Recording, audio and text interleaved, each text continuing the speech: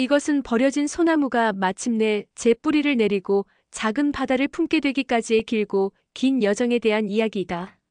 한 남자의 속죄가 어떻게 구원이 되는지, 얕은 인연이 어떻게 운명이 되는지에 대한 기록이다. 교복을 벗는 마지막 날, 세상은 온통 이선우의 것이었다. 2월의 찬바람 속에도 졸업식장의 열기는 뜨거웠다.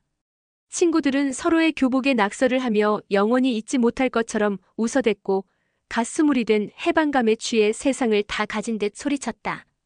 선우 역시 그랬다. 그의 가슴 속에는 푸른 용접 불꽃처럼 뜨거운 꿈이 타오르고 있었다. 거대한 철판을 자르고 이어붙여 망망대해를 가를 배를 만드는 것. 대한민국 최고의 조선소에 들어가 땀 흘려 일하는 것이 그의 유일하고도 확고한 미래였다. 이선우, 여기서 뭐해? 등 뒤에서 들려오는 청아한 목소리에 선우의 세상이 완성되었다. 윤서아. 그의 3년을 온통 채운 이름. 돌아보자 단정한 교복 차림에 졸업식 꽃다발을 든 서아가 수줍게 웃고 있었다. 하얀 입김 너머로 보이는 붉은 뺨이 꽃보다 더 고왔다. 너 기다렸지? 사진 찍자. 선우는 서아의 어깨를 감싸 안았다. 뷰파인더 속 두 사람은 더없이 행복해 보였다. 세상의 모든 축복이 두 사람을 위해 존재하는 것 같았다. 졸업식이 끝나고 둘은 교문 앞 떡볶이 가게에 마주 앉았다. 비좁고 낡은 가게였지만 그들에게는 세상 가장 아늑한 공간이었다.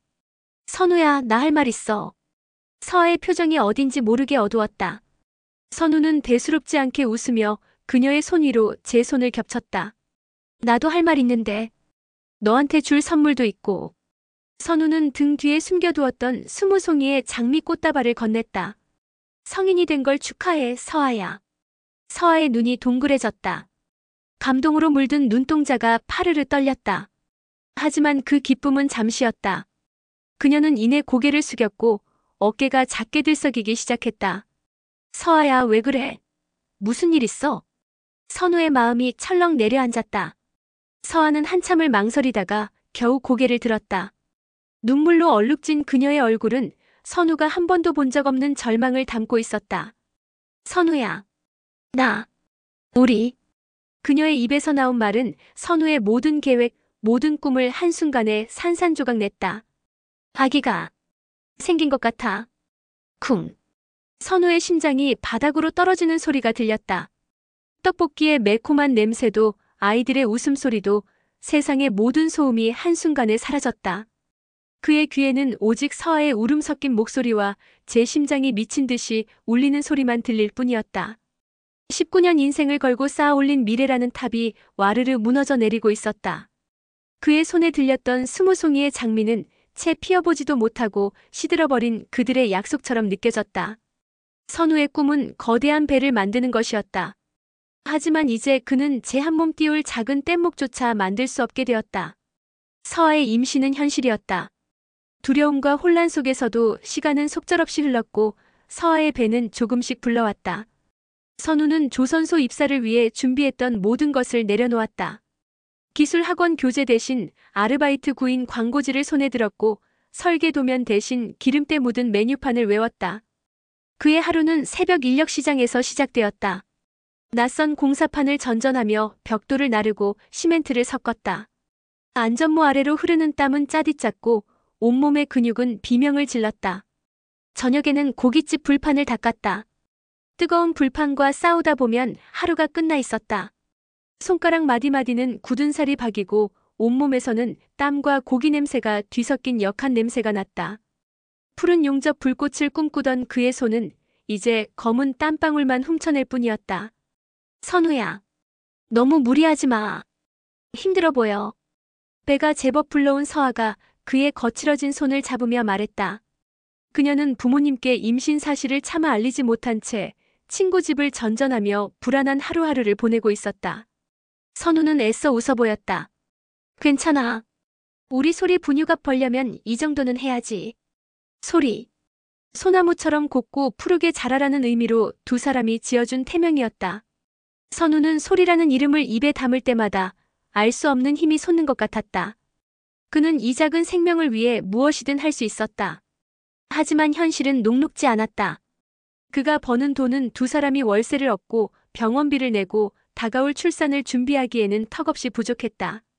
세상의 문턱은 그들이 생각했던 것보다 훨씬 더 높고 차가웠다. 어느 날 밤 일을 마치고 돌아온 선우는 좁은 옥탑방 한 구석에서 웅크리고 잠든 서아를 보았다. 창백한 얼굴 위로 말라붙은 눈물 자국이 선명했다. 그녀의 머리맡에는 찢어진 산모 수첩이 놓여 있었다. 선우는 조용히 수첩을 집어들었다. 아빠에게라고 시작하는 페이지에는 서아의 삐뚤삐뚤한 글씨가 적혀 있었다. 소리 아빠.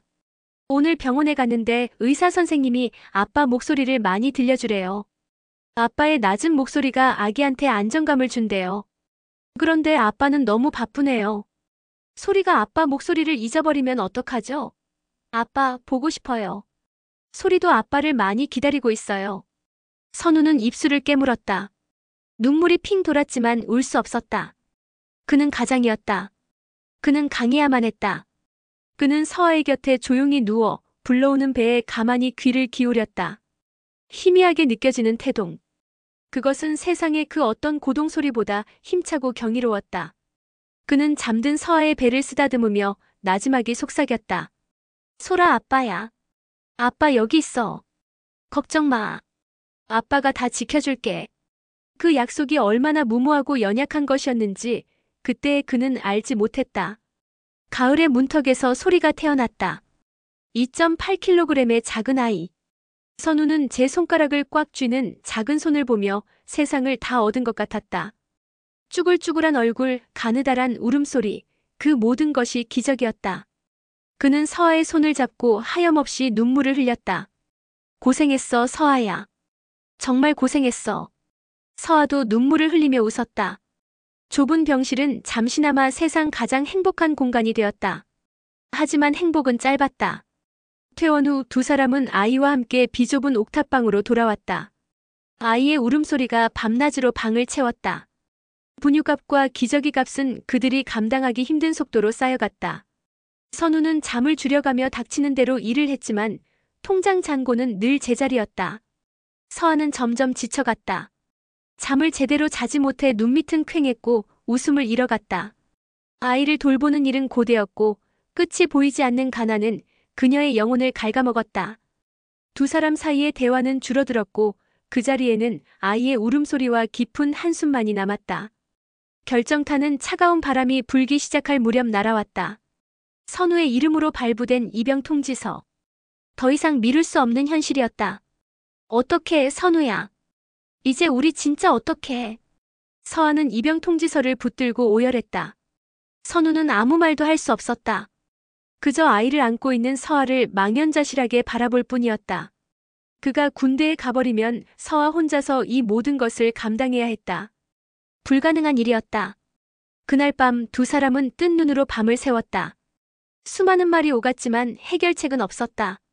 절망의 끝에서 누군가 먼저랄 것도 없이 그 말을 꺼냈다. 차마 입에 담고 싶지 않았던 그러나 유일한 선택지처럼 느껴졌던 그 말. 보내는 게 맞을지도 몰라. 침묵이 흘렀다.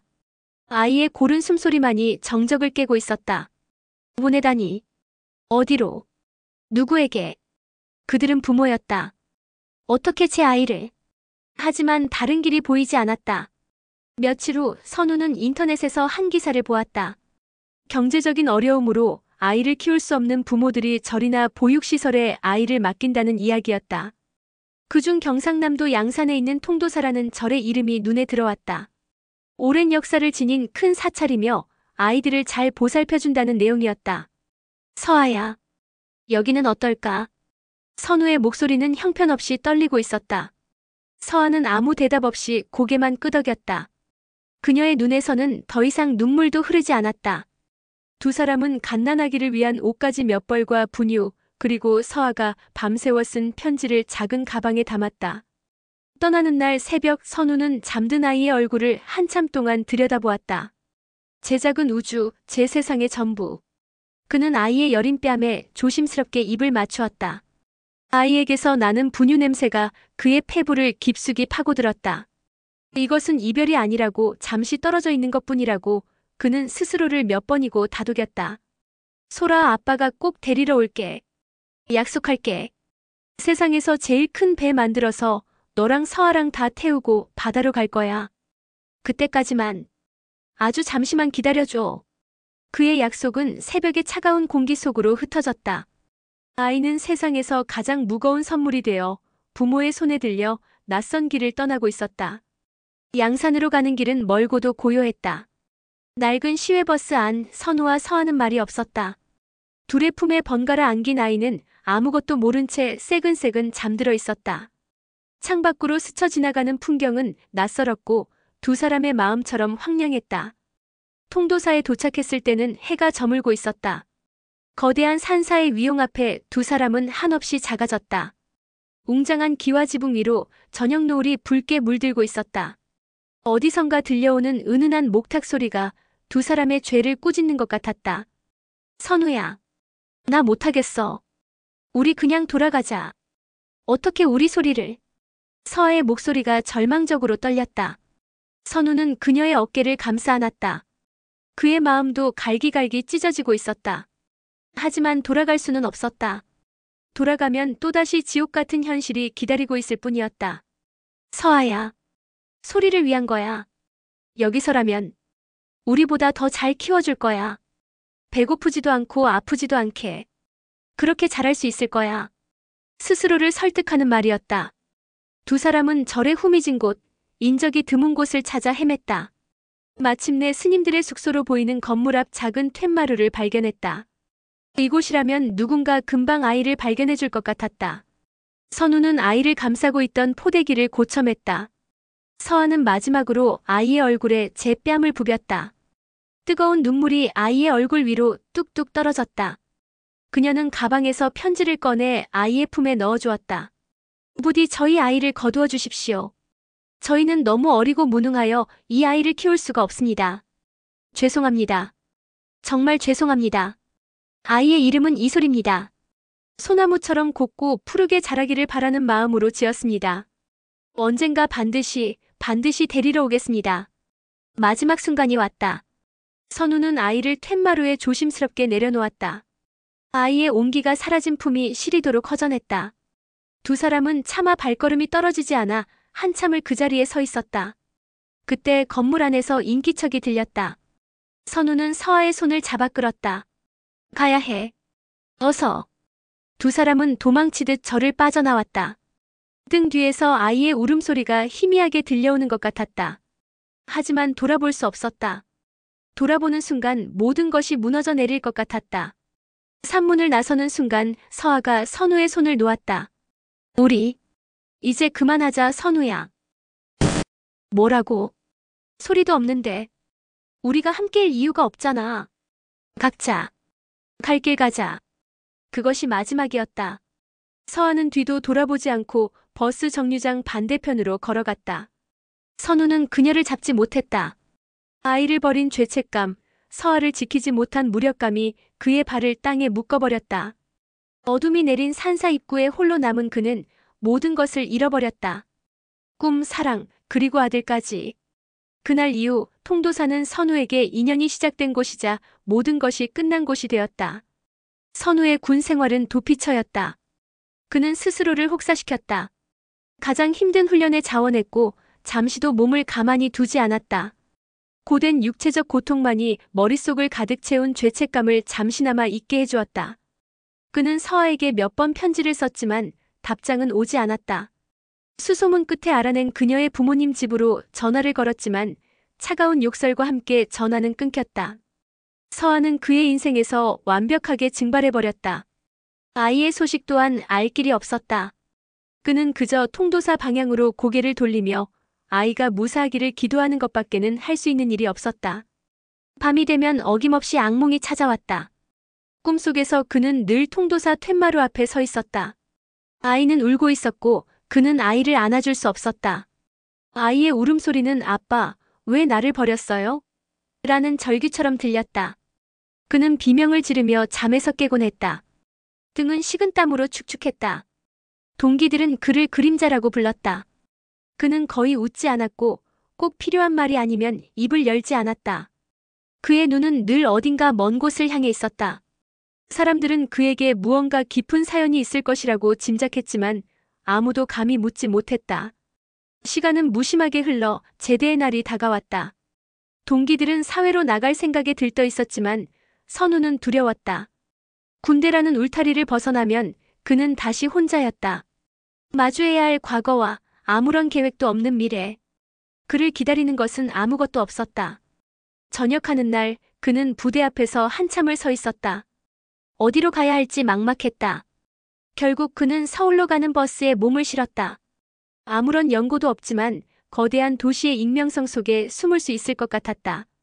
서울에서의 삶은 군대와 크게 다르지 않았다.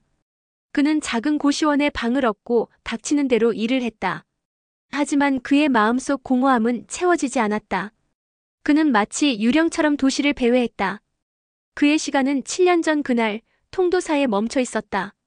아이의 얼굴, 서아의 눈물, 그 모든 것이 지워지지 않는 얼룩처럼 그의 영혼에 새겨져 있었다. 서울은 거대한 기계 같았다. 사람들은 약속이라도 한 듯 무표정한 얼굴로 쉴 새 없이 움직였다. 선우는 그 기계의 부속품이 되기로 했다. 그는 한 중소기업의 생산직으로 취직했다. 매일 똑같은 시간에 일어나 똑같은 지하철을 타고 똑같은 작업을 반복했다. 단순하고 반복적인 노동은 생각을 마비시키는데 효과적이었다. 그의 삶은 무채색이었다. 회색 작업복, 회색 시멘트 벽, 회색 하늘. 그는 퇴근 후 텅 빈 고시원 방으로 돌아와 편의점 도시락으로 저녁을 때우고 의미 없이 텔레비전 채널을 돌리다 잠이 들었다. 주말에는 하루 종일 잠을 자거나 공원을 목적 없이 걷는 것이 전부였다. 그는 관계를 만들지 않았다. 직장 동료들이 회식에 가자고 권해도 늘 핑계를 대고 빠졌다. 누군가에게 마음을 여는 것이 두려웠다. 깊은 관계는 결국 상처가 된다는 것을 그는 너무 일찍 알아버렸다. 그의 심장은 7년 전 그날 이후로 단 한 번도 제대로 뛰어본 적이 없는 것 같았다. 돈이 조금 모이자 그는 고시원을 나와 낡은 빌라의 반지하 방을 얻었다. 방에는 작은 창문이 하나 있었지만 햇빛은 거의 들어오지 않았다. 그는 일부러 커튼을 쳐서 그나마 들어오는 희미한 빛마저 차단했다. 어둠 속에서 그는 안전함을 느꼈다. 그의 유일한 취미는 늦은 밤 동네를 산책하는 것이었다. 모두가 잠든 시간 가로등 불빛 아래를 걷다 보면 세상에 오직 자기 자신만 남은 것 같은 기분이 들었다. 그는 가끔 놀이터 벤치에 앉아 텅 빈 그네를 바라보곤 했다. 아이들의 웃음소리가 환청처럼 들려올 때면 그는 가슴을 쥐어짜는 고통에 몸을 웅크렸다. 그는 자신의 삶이 이대로 끝나도 상관없다고 생각했다. 꿈도 희망도 사랑도 모두 잃어버린 인생. 그는 살아있는 것이 아니라 그저 죽지 못해 숨을 쉬고 있을 뿐이었다. 회색 도시 속에서 그의 시간은 흐르지 않았고 그의 심장은 뛰지 않았다. 그는 살아있는 미라였다. 여느 때와 다름없는 퇴근길이었다. 사람들로 가득 찬 지하철, 선우는 구석에 기대어 멍하니 창밖을 바라보고 있었다. 그때 옆자리에 앉은 할머니와 손자의 대화가 그의 귀에 날아와 박혔다. 할머니, 소나무는 왜 겨울에도 잎이 안 떨어져요? 응, 우리 손주처럼 씩씩해서 그렇지. 추운 겨울에도 늘 푸른 기상을 잃지 않거든. 그래서 옛날부터 사람들이 좋아했단다. 소나무. 그 단어가 선우의 귓전을 날카롭게 파고들었다. 잊고 있었다고 생각했다. 아니, 잊기 위해 필사적으로 외면하고 있었던 이름. 소리. 소나무처럼 곱고 푸르게 자라라고 그와 서아가 함께 지어주었던 아들의 태명. 쿵. 멈춰있던 심장이 7년 만에 처음으로 세차게 뛰기 시작했다. 숨이 가빠왔다. 그는 자기도 모르게 가슴을 움켜쥐었다. 둑이 무너지듯 억지로 눌러왔던 기억들이 한꺼번에 터져나왔다. 서아의 웃음, 갓 태어난 아이의 온기, 통도사의 차가운 툇마루, 그리고 아빠가 꼭 데리러 올게라고 속삭였던 제 목소리. 그는 더 이상 견딜 수 없었다.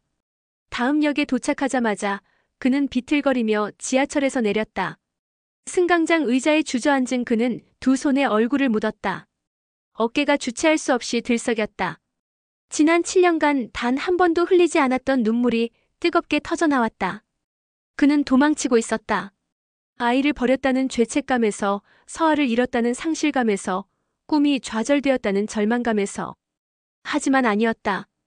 그는 아무것도 잊지 못했다. 과거는 지워지지 않는 얼룩이 되어 그의 영혼 깊숙한 곳에 그대로 남아 있었다.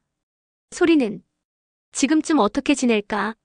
7살이 되었겠구나. 내 얼굴도 모르겠지. 나를 원망하고 있을까? 수많은 질문이 그의 머릿속을 헤집었다. 그는 더 이상 이렇게 살 수 없다고 생각했다. 이렇게 과거에 발목 잡힌 채 살아도 사는 게 아닌 인생을 계속할 수는 없었다. 확인해야만 했다. 자신의 아들이 어떻게 살고 있는지, 행복한지, 건강한지. 단 한 번이라도 멀리서라도 그 아이를 봐야만 했다. 그날 밤 선우는 처음으로 인터넷에 통도사를 검색했다. 화면 가득 펼쳐진 산사의 풍경. 그곳에 그의 과거와 어쩌면 그의 미래가 함께 있었다. 그는 용기를 내기로 했다. 더 이상 도망치지 않고 자신의 죄와 정면으로 마주하기로. 다음 날 선우는 회사에 사직서를 제출했다. 그리고 양산으로 가는 편도 기차표를 끊었다. 양산으로 향하는 기차 안 선우의 마음은 폭풍 전야처럼 고요하면서도 불안했다. 차창 밖으로 빠르게 스쳐 지나가는 풍경은 7년 전 서아와 함께 버스를 타고 내려가던 그 길과 겹쳐 보였다. 그때는 절망을 향해 달려가는 길이었지만 지금은 희미한 희망을 찾아가는 길이었다. 무엇을 기대하는 걸까? 아들을 만나면 무슨 말을 할 수 있을까? 내가 내 아빠다라고 말할 자격이 그에게는 없었다. 그저 멀리서 얼굴 한번 보고 잘 지내는지만 확인할 수 있다면 그것으로 족하다고 생각했다. 하지만 마음 한구석에서는 부질없는 기대가 싹텄다. 어쩌면 아이가 자신을 알아봐주지 않을까? 핏줄의 끌림이라는 것이 정말 존재하지 않을까? 기차가 양산역에 도착했다. 7년 만에 다시 밟는 땅. 공기부터가 서울과는 달랐다.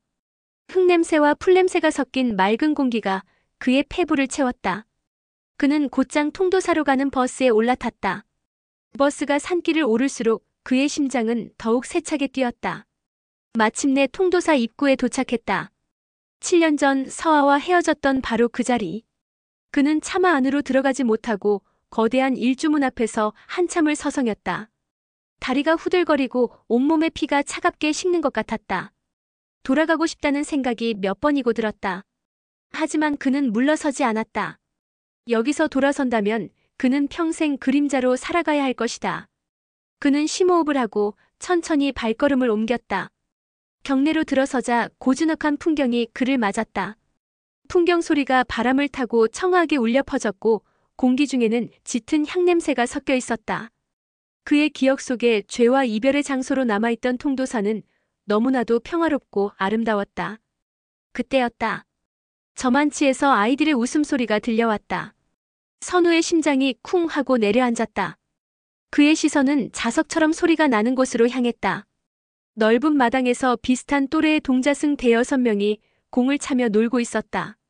모두 똑같이 잿빛 승복을 입고 머리를 동그랗게 깎은 모습이었다. 선우는 숨을 죽인 채 아이들을 바라보았다. 저 아이들 중에 내 아들이 있을까? 그의 눈은 미친 듯이 아이들의 얼굴을 하나하나 훑었다. 하지만 7년이라는 세월은 너무나 길었다. 갓난아기의 모습밖에 기억하지 못하는 그에게 7살 아이의 얼굴은 너무나 낯설었다. 그는 나무 기둥 뒤에 몸을 숨겼다.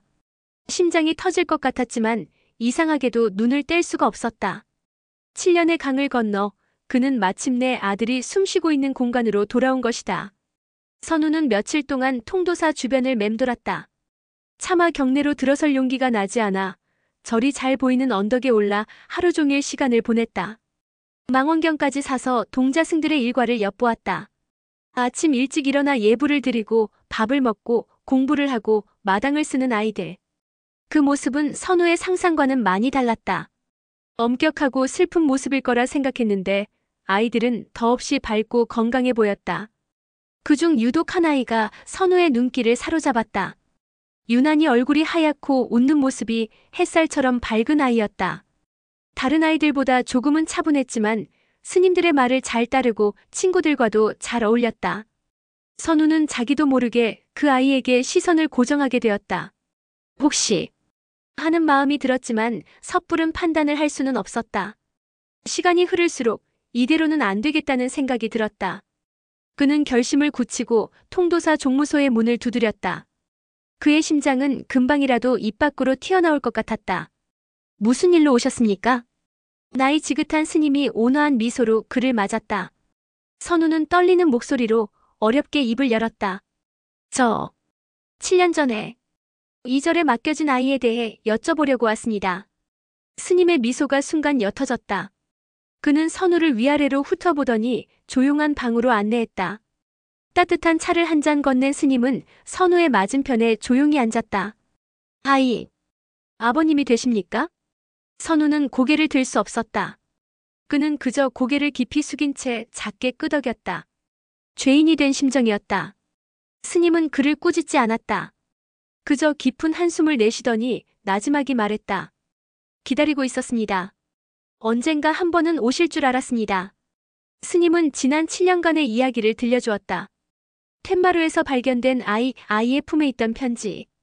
절에서는 아이에게 혜인이라는 법명을 지어주었다. 바다해 도장인. 넓은 바다처럼 모든 것을 비추고 받아들이는 지혜로운 사람이 되라는 뜻이었다. 혜인이는 아주 밝고 총명한 아이입니다. 절의 모든 스님들이 아끼고 사랑하지요. 부처님의 가피 덕분인지 아픈 곳 하나 없이 건강하게 잘 자라주었습니다. 선우는 흐르는 눈물을 주체할 수 없었다. 죄송합니다. 감사합니다. 두 단어가 마음속에서 뒤엉켜 아무 말도 할 수 없었다. 한번 보시겠습니까? 스님의 제안에 선우는 망설였다. 하지만 이내 고개를 끄덕였다. 스님은 그를 데리고 동자승들이 공부하는 방으로 향했다. 문틈으로 안을 들여다보자 수십 명의 아이들이 붓글씨를 쓰고 있었다. 그리고 그 가운데 선우의 눈에 익은 그 아이가 있었다. 유난히 하얗고 웃는 모습이 예뻤던 바로 그 아이. 저 아이가 혜인이입니다. 스님의 말이 확인 사살을 해주었다. 선우는 숨을 멈췄다. 내 아들. 7년 동안 하루도 잊지 못했던 내 아들. 그때 혜인이가 고개를 들었다. 문틈으로 엿보는 선우와 눈이 마주쳤다. 선우는 저도 모르게 움찔하며 몸을 숨겼다. 혜인이는 잠시 고개를 갸웃거리더니 이내 다시 서예에 집중했다. 그 짧은 순간 선우는 보았다. 혜인이의 눈동자. 그것은 서아의 눈을 꼭 닮아 있었다.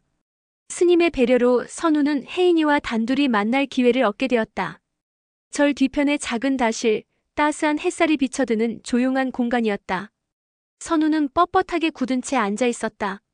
잠시 후 문이 열리고 작은 체구의 혜인이가 들어왔다. 혜인이는 선우를 보더니 조금도 망설이지 않고 다가와 공손하게 합장을 했다. 처사님, 주지 스님께서 잠시 뵙고 오라 하셨습니다. 앳되지만 맑고 또렷한 목소리. 선우는 차마 아이의 얼굴을 마주 볼 수가 없었다. 그는 고개를 숙인 채 간신히 목소리를 쥐어짰다. 그래. 앉으렴. 혜인이는 선우의 맞은편에 조용히 앉았다. 어색한 침묵이 흘렀다. 선우는 무슨 말부터 꺼내야 할지 알 수 없었다. 미안하다, 잘못했다, 보고 싶었다. 수많은 말이 목구멍까지 차올랐지만 어느 것 하나 입 밖으로 나오지 않았다. 그때 침묵을 깬 것은 혜인이었다. 혹시 제 아버지이십니까? 선우는 고개를 번쩍 들었다. 놀란 눈으로 혜인이를 바라보았다. 7살 아이의 입에서 나온 말이라고는 믿기지 않았다. 혜인이의 표정은 너무나도 평온했다. 원망도 미움도 그 어떤 감정도 담겨있지 않은 맑은 눈이었다. 어떻게 알았니? 주지 스님께서 언젠가 아버지가 찾아올 거라고 말씀해 주셨습니다. 그리고 며칠 전 처사님을 처음 뵈었을 때 왠지 모르게 마음이 자꾸 쓰였습니다. 선우는 할 말을 잃었다. 그는 자리에서 일어나 혜인이 앞에 무릎을 꿇었다. 그리고 아이의 작은 손을 붙잡았다. 미안하다. 혜인아. 아빠가. 정말 미안하다. 뜨거운 눈물이 쉴 새 없이 흘러내려 혜인이의 손등 위로 떨어졌다. 그는 차마 아빠라는 말을 입에 담을 자격이 없다고 생각했는데 저도 모르게 그 말을 뱉고 말았다. 그는 혜인이가 자신을 원망하고 밀어내기를 바랐다. 그것이 당연한 일이었다. 하지만 혜인이의 반응은 그의 예상을 완전히 벗어났다. 혜인이는 제 손등을 적시는 선우의 눈물을 작은 손으로 닦아주며 나지막이 말했다. 아버지, 울지 마십시오. 그 한마디에 선우의 가슴은 무너져 내렸다. 저는 아버지를 한 번도 원망한 적이 없습니다. 주지 스님께서 말씀하시길 저를 이곳에 데려다 주신 것은 저를 버린 것이 아니라 저를 살리기 위한 가장 큰 사랑이었다고 하셨습니다. 아버지와 어머니께서 얼마나 아프셨을지 저는 다 압니다. 선우는 오열했다. 아이의 용서는 날카로운 비수가 되어 그의 심장을 더욱 깊이 찔렀다. 이토록 어리고 작은 아이가 자신을 버린 아비를 위로하고 있었다. 그는 부끄러움과 미안함에 고개를 들 수가 없었다. 그날 선우는 결심했다. 서울의 삶을 완전히 정리하고 이곳 양산에 뿌리를 내리기로.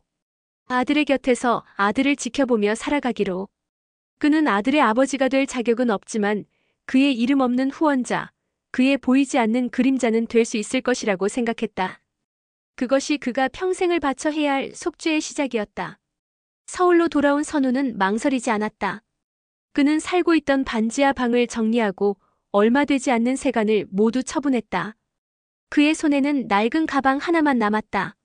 지난 7년 회색 도시에서 그가 이룬 것은 아무것도 없었다.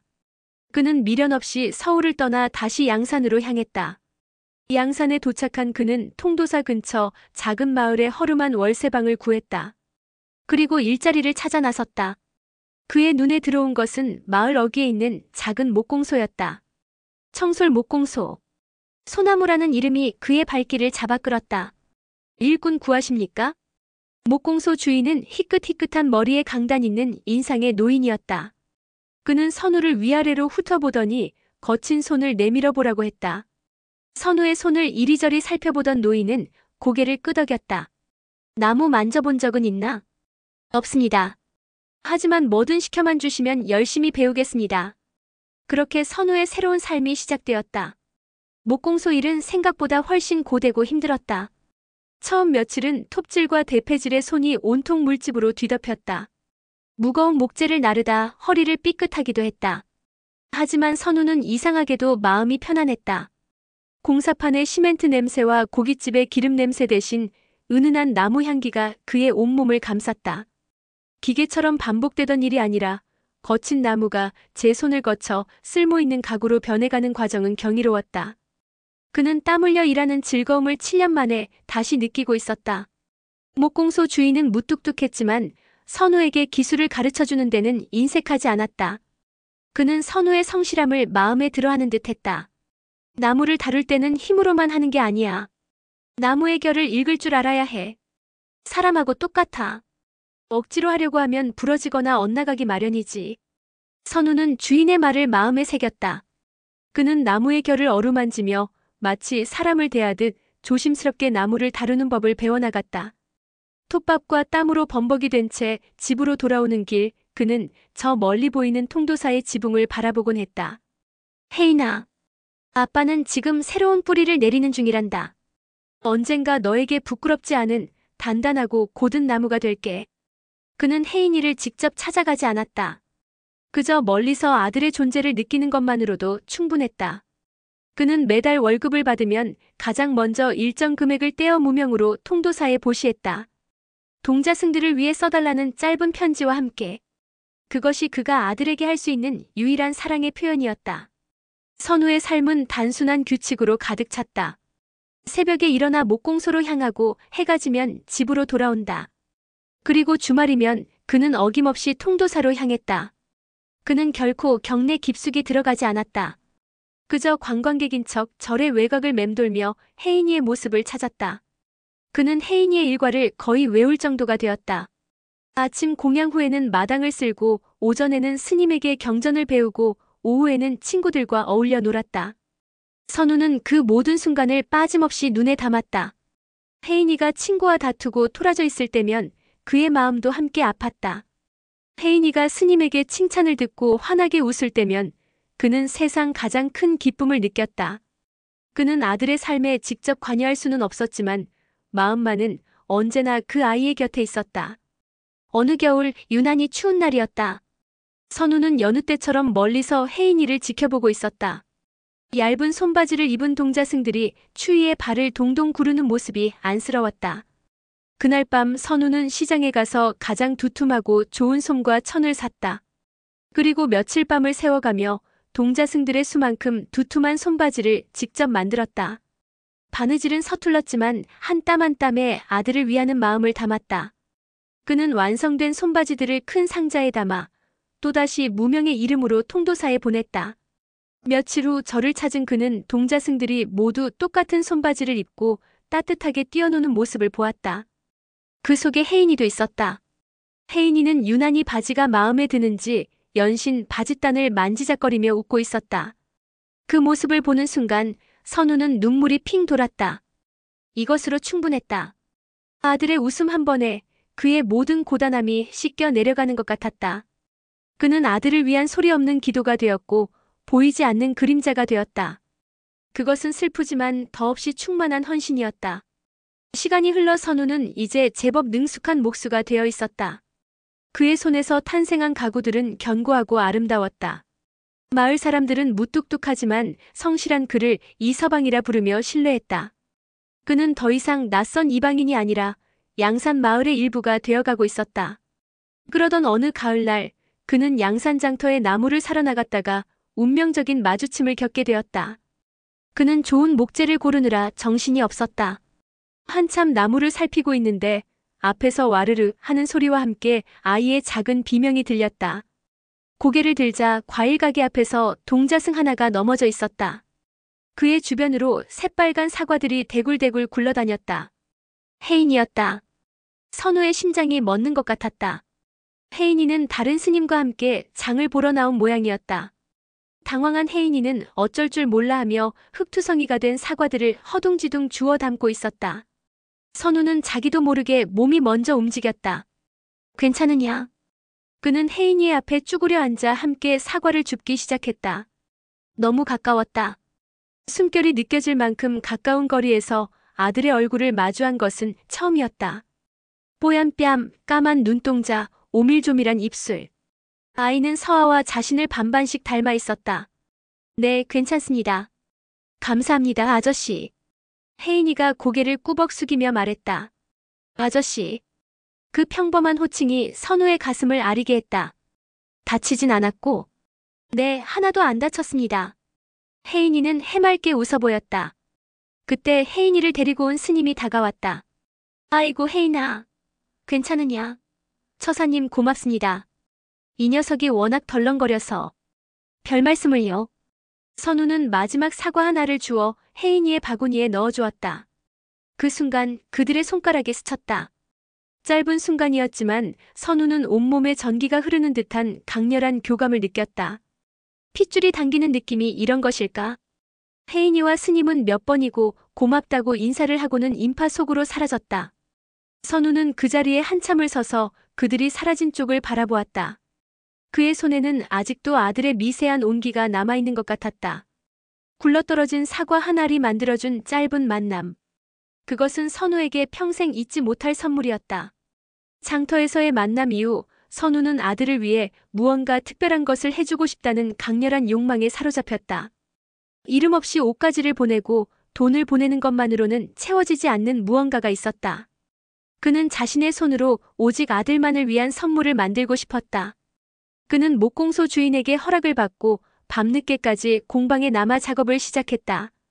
그는 혜인이가 쓸 작은 책상과 책꽂이를 만들기로 했다. 그는 자신이 구할 수 있는 가장 좋은 편백나무를 골랐다. 은은한 향이 좋고 벌레가 잘 생기지 않아 아이들이 쓰기에 더없이 좋은 나무였다. 그의 모든 기술과 정성이 그 작은 가구에 쏟아부어졌다. 그는 혜인이의 앉은 키를 어림짐작하여 책상의 높이를 정하고 아이의 작은 손이 다치지 않도록 모든 모서리를 수십 번씩 사포질하여 둥글게 만들었다. 못을 하나 박을 때도 나무를 한 번 자를 때도 그는 마음속으로 혜인이의 이름을 불렀다. 이 책상에서 우리 아들이 부처님의 말씀을 공부하겠지. 이 책꽂이에 세상의 지혜가 담긴 책들을 꽂아두겠지. 작업은 몇 주에 걸쳐 계속되었다. 그는 잠자는 시간도 줄여가며 책상과 씨름했다. 톱밥이 눈에 들어가도 손가락에 가시가 박혀도 그는 아랑곳하지 않았다. 그것은 단순한 가구를 만드는 일이 아니었다. 아들을 향한 그의 사랑과 속죄의 마음을 나무에 새기는 신성한 의식이었다. 마침내 책상과 책꽂이가 완성되었다. 어떤 장식도 없었지만 나무의 결이 그대로 살아있는 아름다운 가구였다. 은은하게 퍼지는 편백나무 향기는 마치 그의 부성애처럼 깊고 그윽했다. 그는 완성된 책상을 어루만지며 마치 아들을 쓰다듬는 듯한 기분을 느꼈다. 그는 조심스럽게 책상을 포장했다. 그리고 또다시 무명의 기증자로서 통도사에 그것을 보냈다. 동자승들의 학업을 위해 기증하는 것이며 부디 해인 스님이 써주셨으면 좋겠다는 짧은 편지를 동봉했다. 며칠 후 그는 숨어서 혜인이의 반응을 지켜보았다. 스님들이 그의 방으로 책상을 옮겨주자 혜인이는 제 눈을 의심하며 어쩔 줄 몰라 했다.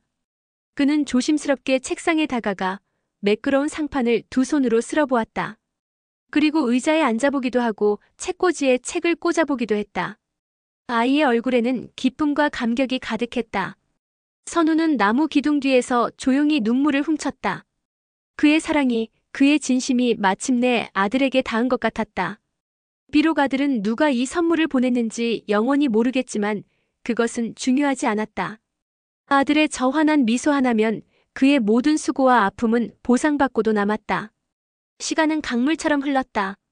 혜인이는 무럭무럭 자라 어느덧 앳된 티를 벗고 늠름한 소년이 되어갔다. 선우의 머리에도 조금씩 흰머리가 늘어갔고 그의 손은 나무의 나이테처럼 굵고 단단해졌다. 그는 이제 청솔 목공소의 주인이 인정한 최고의 기술자가 되어 있었다. 선우와 통도사의 인연도 깊어졌다. 그는 절의 낡은 문짝이나 기둥을 보수하는 일을 도맡아 했다. 스님들은 솜씨 좋고 과묵한 그를 신뢰했고 가끔 그를 불러 함께 차를 마셨다. 특히 선우가 처음 만났던 노스님은 그의 비밀을 아는 유일한 사람이었다. 노스님은 단 한 번도 선우의 과거를 묻거나 혜인이와의 관계를 아는 체 하지 않았다. 그저 묵묵히 선우의 곁을 지켜주며 따뜻한 차 한 잔과 함께 지혜로운 말씀을 건넬 뿐이었다. 세상 모든 인연에는 다 그만한 이유가 있는 법일세. 애써 끊으려 해도 이어지는 것이 있고 붙잡으려 해도 멀어지는 것이 있지. 그저 물처럼 순리대로 살아가는 것이 최선일세. 선우는 노스님과의 대화를 통해 많은 위안을 얻었다. 그는 더 이상 과거의 죄책감에 짓눌려 살지 않았다. 대신 그는 현재의 삶에 충실했다. 좋은 가구를 만들고 아들의 성장을 멀리서 지켜보고 고요한 일상에 감사하는 법을 배웠다. 혜인이 역시 선우의 존재를 어렴풋이 느끼고 있었다. 자신에게 유독 따뜻한 눈길을 보내는 목수 아저씨. 절에 어려운 일이 있을 때마다 말없이 나타나 도와주는 사람. 그리고 매년 겨울이면 동자승들에게 따뜻한 손바지를 보내주고 낡은 책걸상을 새 것으로 바꿔주는 이름 모를 후원자. 혜인이는 그 모든 그림자 뒤에 선우가 있다는 것을 짐작하고 있었지만 애써 모른 척했다. 아버지에게 부담을 주고 싶지 않았기 때문이다. 그렇게 두 사람은 세상에서 가장 가깝고도 먼 부자 사이로 각자의 자리에서 서로를 지키며 조용한 세월을 함께 흘려보내고 있었다. 혜인이가 정식 스님이 되기 위한 삭발식을 몇 달 앞둔 어느 날 선우에게 편지 한 통이 배달되었다. 발신인의 이름은 낯설었지만 그 아래 적힌 윤서와 보냄이라는 작은 글씨를 보는 순간 선우의 시간은 십수년 전으로 거슬러 올라갔다. 심장이 미친 듯이 뛰었다. 그는 떨리는 손으로 편지를 뜯었다. 그 안에는 서아의 글씨가 담겨 있었다. 예전의 발랄함은 사라졌지만 여전히 단정한 그녀의 글씨체였다. 선우야, 오랜만이야. 잘 지내니? 이 편지를 쓰는 게 맞는지 몇 번을 망설였어. 하지만 염치불구하고 이렇게 연락해. 우연히 고향 친구를 통해 내가 양산에 있다는 소식을 들었어. 통도사 근처에서 목공소를 한다고. 아마 우리 소리 때문이겠지. 나는 결혼해서 아이 둘 낳고 평범하게 살고 있어. 좋은 남편 만나서 행복하게 지내. 하지만 단 하루도 잊은 적이 없어. 우리 아들. 그리고 너에 대한 미안함. 평생 가슴에 묻고 살아야 할 내 죄라고 생각했어. 그런데 우리 아들이 곧 삭발식을 한다는 소식을 들었어. 평생 부처님께 귀의하는 길을 선택했다는 말을 듣고 며칠 밤을 울었어. 그 아이가 그런 큰 결정을 내리기까지 얼마나 많은 생각을 했을까? 어떤 마음으로 세상을 등지기로 한 걸까? 모두 나 때문인 것 같아서. 선우야, 나 딱 한 번만. 우리 아들 얼굴 보고 싶어. 멀리서라도 괜찮아. 그 아이가 스님이 되는 모습을 내 눈으로 보고 싶어. 그래야 나도 내 남은 생을 제대로 살아갈 수 있을 것 같아. 허락해 줄 수 있을까?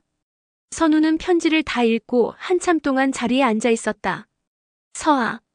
그의 청춘을 함께했던 이름. 애증의 이름.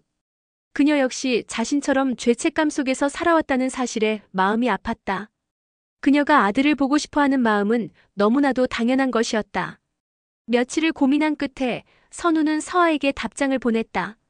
와도 좋아. 삭발식 날짜는 5월 5일이야. 내가 있어야 할 자리에 와서 우리 아들 앞날을 함께 축복해주자. 그는 서아를 용서하기로 했다. 아니, 용서라는 말은 맞지 않았다. 그들은 함께 죄를 지었고 함께 아파했던 공범이었다. 이제 그 죄를 함께 씻어낼 시간이 온 것뿐이었다. 삭발식 날이 밝았다. 통도사의 대웅전 앞마당은 이른 아침부터 사람들로 북적였다. 혜인이를 비롯한 여러 행자들의 삭발식을 축하하기 위해 찾아온 신도들과 가족들이었다. 선우는 마당 가장자리, 거대한 나무 기둥 뒤에 조용히 서 있었다. 그의 심장은 평소와 달리 요란하게 뛰고 있었다. 오늘은 그의 아들이 세상과의 인연을 잠시 끊고 부처님의 제자가 되는 날이었다. 슬픔과 대견함, 아쉬움과 자랑스러움이 뒤섞인 복잡한 감정이 그의 마음을 휘저었다. 그때 인파 속에서 낯익은 얼굴을 발견했다. 십수년의 세월이 흘렀지만 한눈에 알아볼 수 있었다. 윤서아. 그녀는 수수한 옷차림에 모자를 푹 눌러 쓴 채 선우처럼 마당 구석에서 안절부절 못하며 서 있었다. 그녀의 눈은 이미 붉게 충혈되어 있었다. 두 사람의 시선이 허공에서 짧게 마주쳤다. 둘은 말없이 고개를 끄덕였다. 그것으로 충분했다. 잠시 후 의식이 시작되었다. 삭발을 앞둔 행자들이 늠름한 모습으로 마당 중앙에 나란히 앉았다. 그 속에 혜인이도 있었다. 훌쩍 자란 아들의 모습이 선우의 눈에 아프게 박혔다. 은사 스님이 삭도를 들고 혜인이의 앞에 섰다. 그대는 무명초를 베어내고 진리의 길로 나아갈 준비가 되었는가? 예, 스님. 혜인이의 목소리는 조금의 흔들림도 없었다. 삭삭. 삭도 소리와 함께 검은 머리카락이 힘없이 떨어져 내렸다. 속세의 번뇌와 인연을 상징하는 머리카락이 한 움큼씩 떨어져 나갈 때마다 서하는 소리 죽여 흐느꼈다. 선우는 입술을 깨물며 눈물을 참았다. 머리카락이 모두 잘려나가고 파르라니 깎인 머리가 드러났다. 혜인이는 더 이상 소년이 아니었다. 그의 얼굴에는 세상의 모든 번뇌를 초월한 듯한 평온함과 결연함이 깃들어 있었다. 그는 비로소 한 명의 구도자가 되었다. 의식의 마지막 새로 태어난 스님들이 부모님과 신도들을 향해 큰 절을 올리는 순서가 되었다. 혜인이는 자리에서 일어나 천천히 객석을 둘러보았다. 그의 맑은 눈동자는 마치 모든 것을 꿰뚫어 보는 것 같았다. 혜인이의 시선이 객석을 천천히 훑었다. 그의 눈은 한참 동안 울고 있는 서아에게 머물렀다. 그리고 이내 나무 기둥 뒤에 서 있는 선우에게로 향했다. 두 사람의 눈이 정면으로 마주쳤다. 시간은 멈췄고 세상의 모든 소음이 사라졌다. 모두가 숨을 죽이고 다음 행동을 기다렸다. 혜인이는 망설이지 않았다. 그는 수많은 사람들을 뚫고 똑바로 선우를 향해 걸어왔다.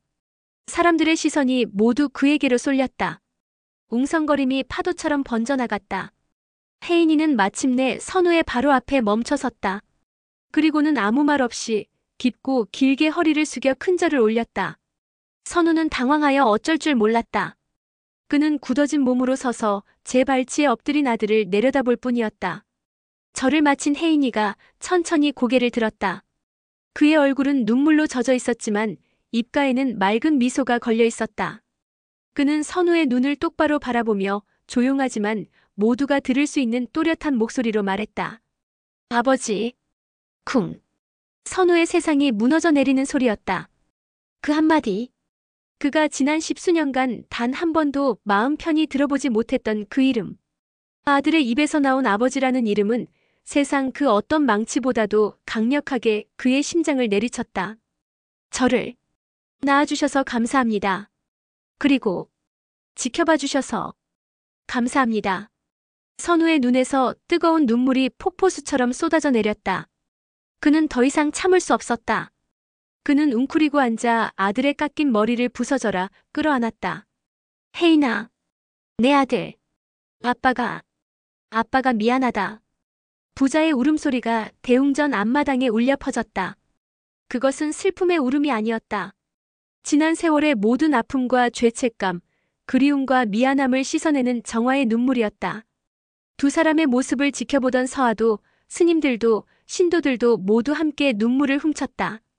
한 번의 실수로 끊어졌던 부자의 인연이 수많은 사람들의 축복 속에서 마침내 다시 이어지는 순간이었다. 삭발식이 끝나고 선우와 혜인이 그리고 서아는 노스님의 배려로 작은 방에서 삼자대면을 하게 되었다. 10수년 만에 한자리에 모인 세 사람은 한동안 아무 말도 하지 못했다. 어색하고 무거운 공기 속에서 먼저 입을 연 것은 혜인이었다. 어머니, 그동안 잘 지내셨습니까? 서아는 어머니라는 말에 고개를 들지 못하고 어깨만 들썩였다. 그녀는 죄인처럼 고개를 숙인 채 간신히 목소리를 쥐어짰다. 미안해. 아들. 엄마가. 정말 미안해. 아닙니다. 저는 두 분을 한 번도 원망하지 않았습니다. 오히려 감사합니다. 두 분 덕분에 제가 이 세상에 태어났고 또 부처님의 가르침을 만날 수 있었으니까요. 혜인이의 말은 선우와 서아의 가슴에 박힌 마지막 가시를 뽑아주었다. 두 사람은 비로소 서로의 얼굴을 제대로 마주 볼 수 있었다. 선우의 얼굴에는 고단한 세월이, 서아의 얼굴에는 깊은 회한이 새겨져 있었다. 선우야, 고마워. 우리 아들, 이렇게 잘 키워줘서. 그리고 나, 용서해줘서. 아니야. 나 혼자 한 게 아니야. 그리고, 우리가 용서를 논할 자격이나 있나? 서로에게 평생 갚아야 할 빚을 진 거지. 그날 세 사람은 아주 오랫동안 이야기를 나누었다.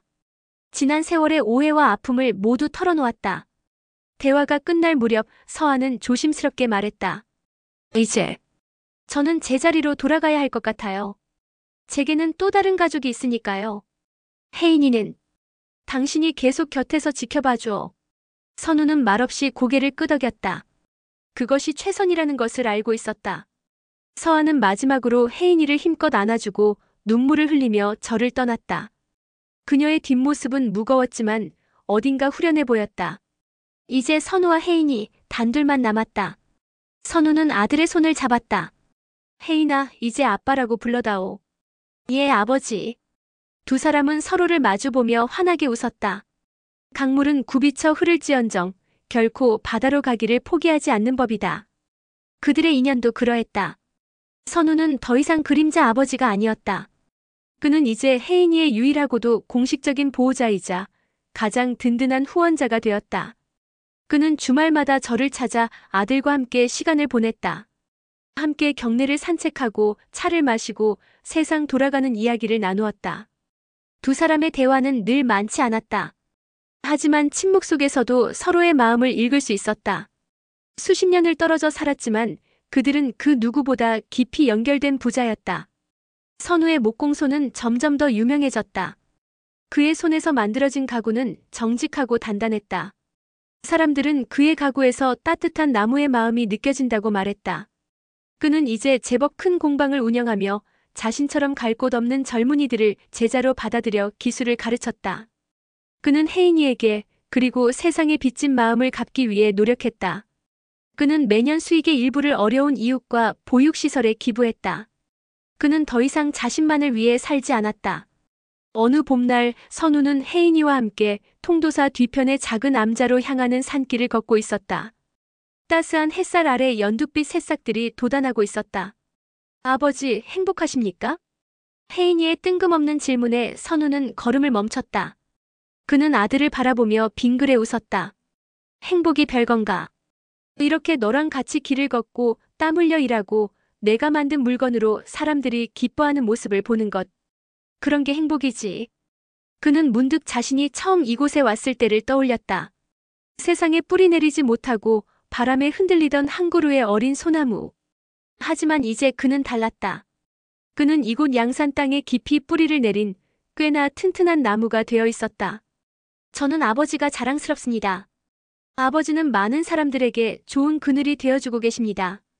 아들의 말에 선우는 가슴이 뭉클해졌다.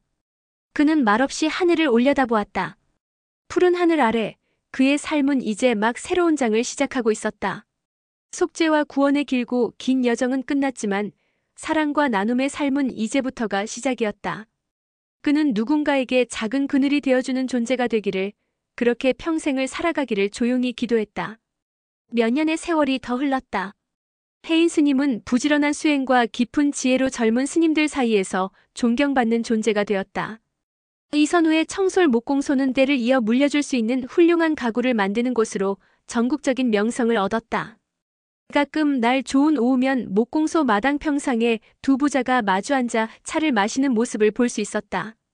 머리가 희끗희끗한 아버지와 여전히 맑은 눈을 가진 아들 스님. 두 사람은 말이 없어도 늘 편안해 보였다. 그들의 이야기는 양산 사람들에게 살아있는 전설처럼 전해졌다. 버려진 소나무가 마침내 제 뿌리를 내리고 작은 바다를 품어 큰 그늘을 드리우게 된 이야기.